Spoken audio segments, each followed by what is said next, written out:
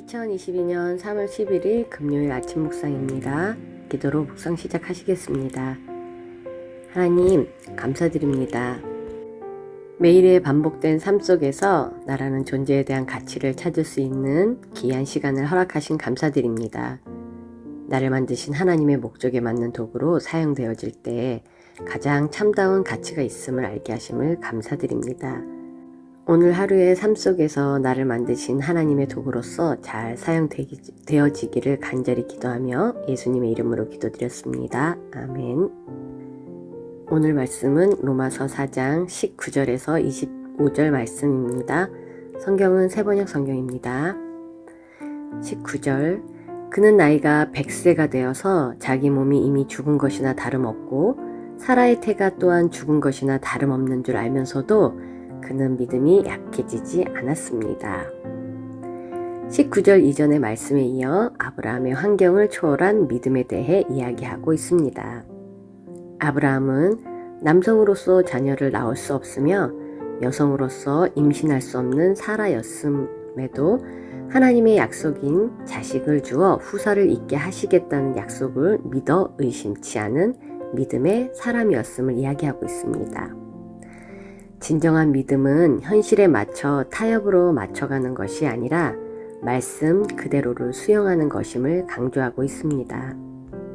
20절 그는 끝내 하나님의 약속을 믿고 의심하지 않았을 뿐만 아니라 더욱 굳게 믿으며 하나님께 영광을 돌렸습니다. 아브라함은 끝내 믿고 의심치 않고 굳게 믿고 영광을 돌렸습니다.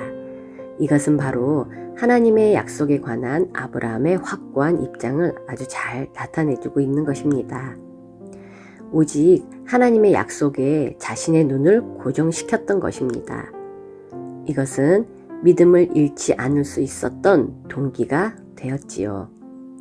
믿음을 가진 사람들에게는 어려움이나 힘듦이 있을지언정 절망은 없습니다.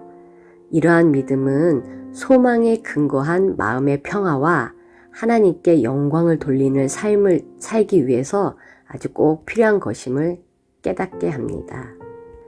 21절 그는 하나님께서 스스로 약속하신 바를 능히 이루실 것이라고 확신하였습니다. 아브라함은 약속을 믿는 것에서 그치지 않고 성취될 것임을 완전히 아는 사람처럼 확신, 즉 행동을 합니다.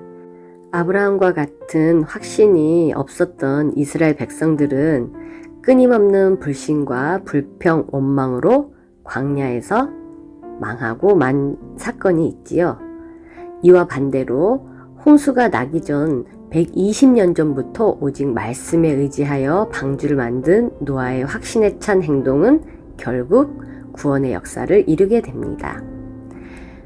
만약 기상청에서 일기예보가 비올 확률이 99%라면은 우리 성도님들은 어떻게 우산을 챙기시나요? 적절한 비유는 아니지만 99%의 비올 확률에 대한 믿음이 있으면서도 우산을 챙기지 않으셨다면 귀갓길에 비를 맞을 확률은 100%가 아닐런지요. 22절 하나님께서는 이것을 그의 의로움으로 인정하셨습니다. 아브라함이 자신의 의를 추구하며 하나님의 약속을 믿지 못했다면 결국 자신의 행위나 가능성을 의지하여서 언약의 후사, 즉 믿음의 조상 아브라함이 되지 못했을 것입니다. 이는 우리의 노력이 아니라 전적인 하나님의 은총과 능력에 달려 있음을 깨닫게 합니다. 하나님의 약속을 의지하며 믿고 확신의 삶을 살았던 아브라함은 하나님께로부터 의롭다함을 인정받게 되는 것입니다. 문득 이런 생각이 듭니다. 하나님께서 저에게 너는 참으로 의롭다 라고 말씀하신다면 어떤 기분이 들까요? 23절 그가 의로움을 인정받았다 하는 말은 아브라함만을 위하여 기록된 것이 아니라 여기에서 아브라함만을 위하여 기록되지 않은 것은 아브라함을 통해 믿음의 중요성과 가치를 모든 사람에게 알리고자 하시는 하나님께서 세우신 모델이라는 것을 여기서 바울은 이야기합니다. 아브라함에게만 적용이 된다면 믿음은 다른 이들에겐 아무런 의미도 가치도 없는 것이 되어버립니다. 아브라함의 믿음의 사건은 시공간을 초월한 누구나 체험할 수 있으며 또 체험하고 있는 사건임을 알게 합니다.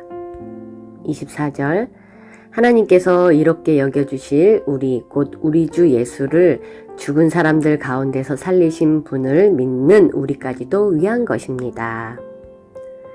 네, 죽은 자를 살리시는 하나님을 믿은 아브라함이 의롭다 칭해진 것처럼 예수 그리스도를 부활시키신 하나님을 믿는 우리들 역시 하나님으로부터 의롭다 칭함을 받게 됩니다.